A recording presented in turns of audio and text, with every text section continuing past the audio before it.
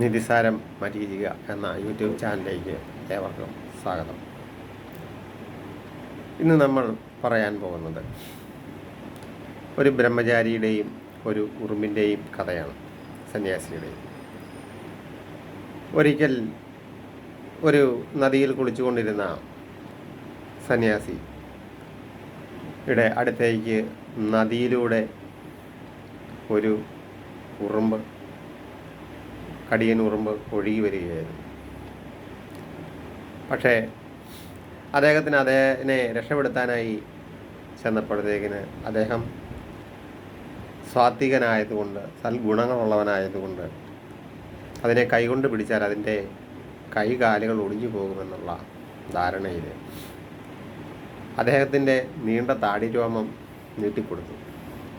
ആ താടിരോമത്തിൽ ആ ഉറുമ്പ് കയറിപ്പറ്റുകയും ഇവൻ്റെ മാളം അല്ലെങ്കിൽ ഇവൻ്റെ വാസസ്ഥലം ഈ നദിയുടെ മുകൾ ഭാഗത്താണ് എന്ന് ഊഹിച്ചുകൊണ്ട് മുകളിലേക്ക് നടന്നു പോവുകയും ചെയ്തു, കരയിലൂടെ. അങ്ങനെ അദ്ദേഹം വളരെ ദൂരെ വിഷമിച്ച് നടന്ന് എത്തിയത് അപ്പോൾ ഈ ഉറുമ്പിൻ കൂട്ടങ്ങളെ കണ്ടു. അവരുടെ കൂട്ടത്തെ കണ്ടുപിടിച്ചുകൊണ്ട് അവിടേക്ക് ഇവനെ സാവകാശം ഇറക്കി വിട്ട മാത്രയിൽ ആ കൂടിലുണ്ടായിരുന്ന മുഴുവൻ ഉറുമ്പുകളും അദ്ദേഹത്തിൻ്റെ താടിയിലേക്ക് വന്നു ശീഘ്രം വന്ന് കയറി. ആയിരക്കണക്കിന് ഉറുമ്പുകൾ ഉള്ളിടത്ത നൂറുകണക്കിന് ഉറുമ്പുകൾ അദ്ദേഹത്തിൻ്റെ താടിരോമങ്ങളിലൂടെ ചെവിയിലും മൂക്കിലുമെല്ലാം കയറിയപ്പോഴത്തേക്കിന് അവരെ ഇദ്ദേഹത്തെ ആക്രമിക്കുകയും ചെയ്തു. കടിയുടെ വേദന സഹിക്കാതെ ഈ സന്യാസി എന്ത് ചെയ്തു? പെട്ടെന്ന് ആ താടിരോമങ്ങളെ എല്ലാം കൂടെ കൂട്ടിത്തിരുമിക്കൊണ്ട് അവിടെ നിന്ന് വെള്ളത്തിൽ ചാടി രക്ഷപ്പെട്ടു. അപ്പോൾ അദ്ദേഹം ഒരാളെ രക്ഷിക്കുവാനായി വന്ന് അനേകം പേരെ കൊല്ലേണ്ടതായിട്ട് വന്നു. ഇതിനകത്തു നിന്നും നമുക്ക് മനസ്സിലാകുന്നത് ഒരുവൻ ചിലപ്പോൾ ഒരു കുലത്തെ മുടിക്കുവാൻ തന്നെ കാരണമായി തീരാം. ആ ഒരു ഉറുമ്പാണ് അത്രയും ഉറുമ്പുകളുടെ മരണത്തിന് കാരണമായി തീർന്നു.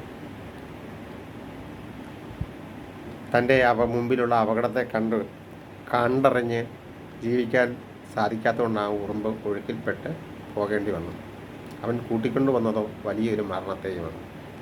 എന്നാൽ ചിന്താഗതിക്കാരനായ സന്യാസിക്ക്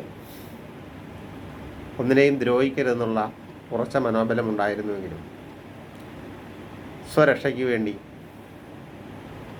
ആ ധർമ്മത്തെ പെട്ടെന്ന് തന്നെ വെടിഞ്ഞ് പാപകർമ്മം ചെയ്യേണ്ടിയും വന്നു. ചിലപ്പോൾ ചില സാഹചര്യങ്ങളാണ് സന്യാസിയെ കൊലപാതകയും